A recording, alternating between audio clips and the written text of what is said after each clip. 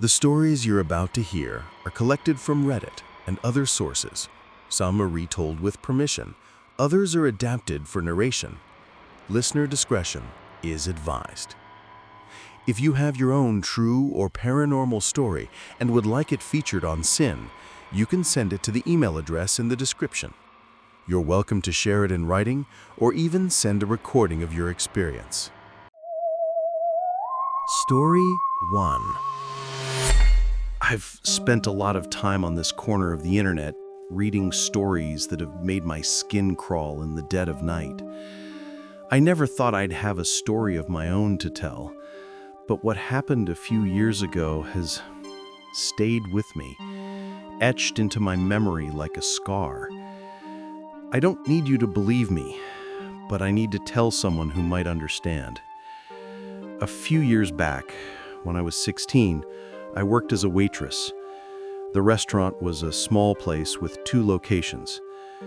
I mostly worked at Restaurant B, about a 30-minute drive away, in a part of the city that had seen better days. The neighborhood was rough, and a lot of my coworkers came from tough backgrounds. But they were good people, with a sort of world-weary sweetness to them, and I trusted them completely. Because I was reliable, they gave me a lot of responsibility. On Thursdays, I was the acting manager at Restaurant B. It just meant that I was the only person out front. The cashier, the server, and the manager all rolled into one.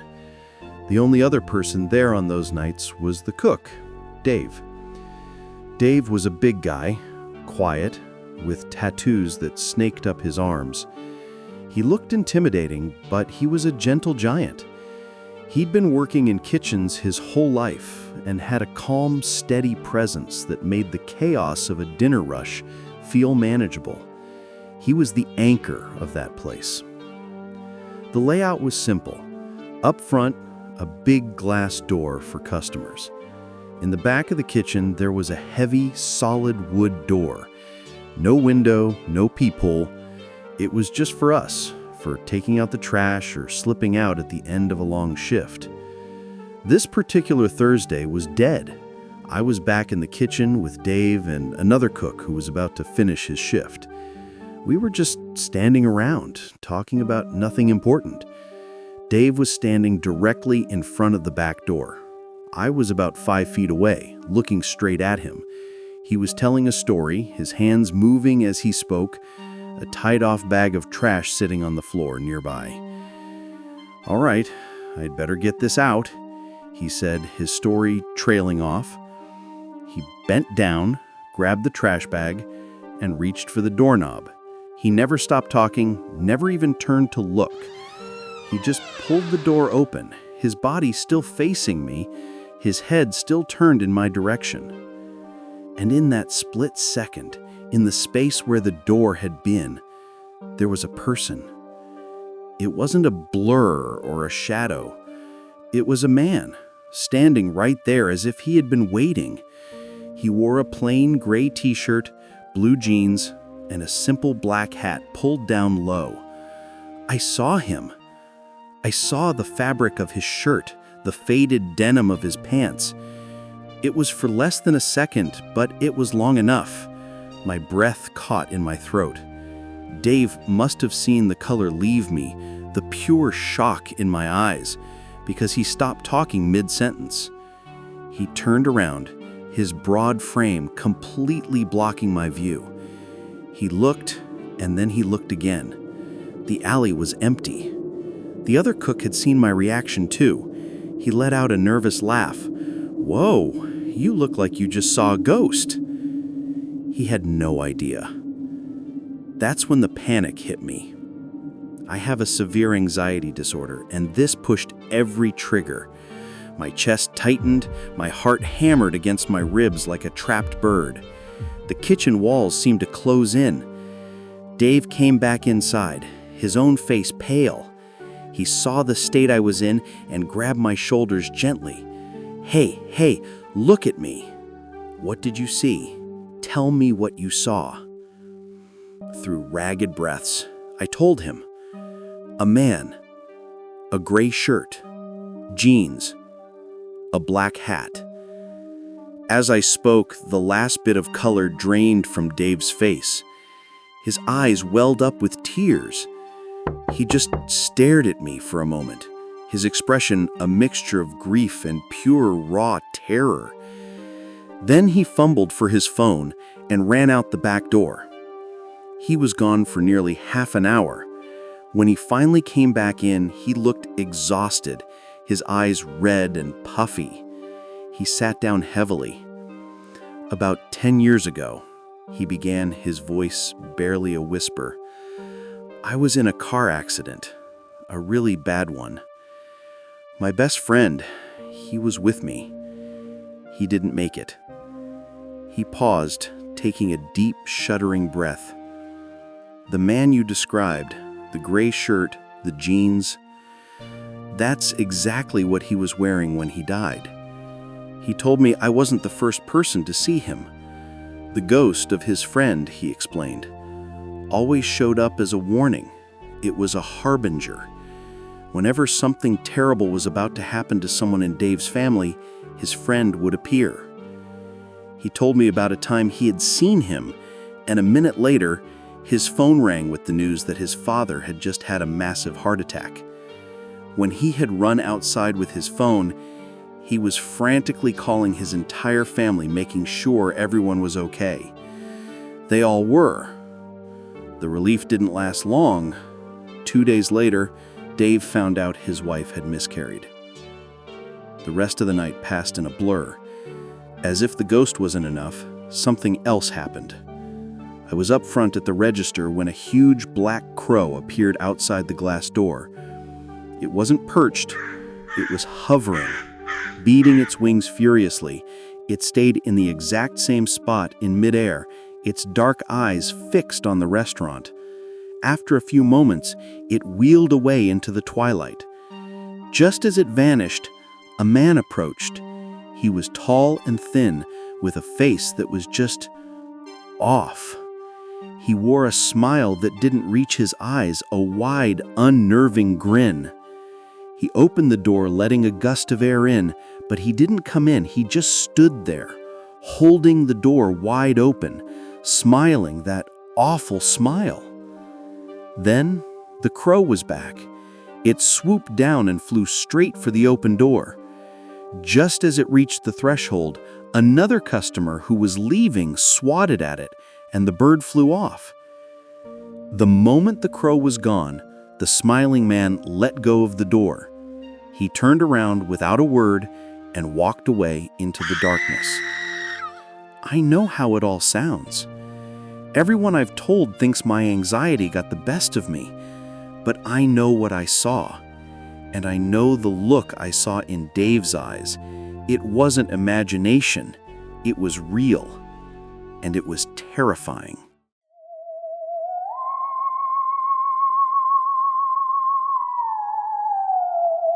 Story 2. There's a fine line between a ghost story and a true story. For 20 years of my life, I was on the wrong side of that line, and I never even knew it. This all started when I was 7 and my brother was 10. We lived in an old, isolated house in rural West Virginia. Our dad's construction job kept him out of town for weeks at a time, so it was usually just my mom, my brother, and me. The house was big, and at night the woods surrounding it felt like they were pressing in on all sides. The upstairs hallway in that house was the source of a lot of our childhood fear. It was long and narrow, with my brother's room near the stairs and mine at the far end. At both ends of the hall, there were doors made almost entirely of glass. During the day, they were fine, but at night, they just became these big, black, reflective surfaces. It was impossible to see out, but it always felt like something could be looking in. We kept them locked, but that never really eased the unsettling feeling. One night, our mom, who was exhausted after dozing on the couch, was ushering us up to bed. We were halfway down that dark hallway when my brother just stopped. He looked nervous, and when he finally spoke, his voice was quiet and tight with fear. "Mom, he said. "I've been scared to go to the bathroom. For the past few nights, I keep seeing a man at the end of the hall. He's wearing stripes." The words just seemed to hang in the quiet air. A man wearing stripes. My mom was so tired she barely seemed to register it. She probably thought he was making it up to scare me or to get out of bed. She just mumbled something and kept walking. She didn't offer any comfort or even ask another question. But I had heard him, and the idea lodged itself deep in my mind. I immediately ran to my room, shut the door, and hid under the covers. From that night on, that hallway was a place of terror for me. I never walked it at night again. I always ran. In our family, it became a sort of strange legend, the time my brothers saw a ghost in the hallway. That was the story. That's what we believed. About 10 years later, when I was 18, I was in the car with my mom. We were just chatting and laughing about an old family dog when she casually said something that made my blood run cold. "Do you remember that time I opened the front door for the cops and the dog ran in and tore up that bag of food?" I just stared at her.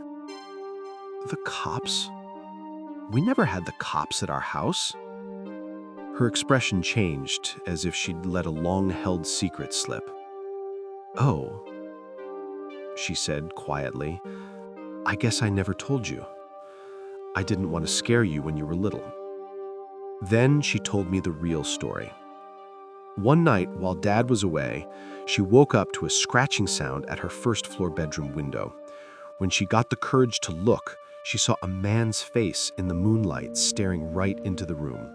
She flipped on her lamp, he took off running, and she grabbed my dad's pistol and called the police.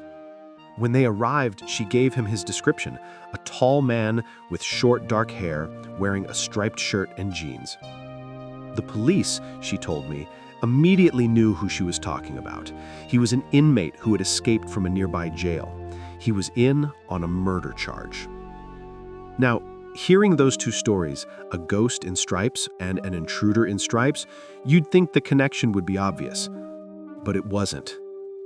For years, my brain filed them away as two completely separate events. One was a spooky childhood ghost story, the other was a real-life crime story. They existed in my memory as two distinct nightmares that never overlapped. It wasn't until I was in my mid-20s that the wall between those two memories finally came crashing down.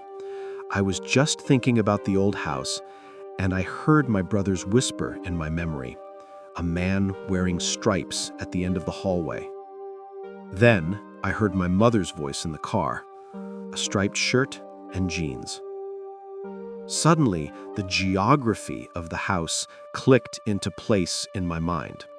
The glass door at the end of the hallway, the one my brother had been so afraid of, led out to a small balcony. That balcony was on the second floor, directly above my mother's first-floor bedroom window. The realization was sickening. My brother hadn't seen a ghost. He had seen a man. For several nights, that escaped murderer had been standing on our balcony, using it as a vantage point to watch our family, to learn our routines. The night my mom saw him at her window wasn't his first visit. He'd been there before. My 10-year-old brother had stood face to face with a killer with only a thin sheet of glass between them. He had tried to warn us about the danger, but we had dismissed it as a child's fantasy. The truth is so much worse than a ghost story. A ghost can't hurt you, but the man my brother saw was real. For decades, we told a story about a spirit haunting our hallway when the reality was that a predator was casing our home. We were living with a story while he was living with the evidence, and that's the difference. A ghost story is about the fear of the unknown. A true story is about the fear of what you know all too well.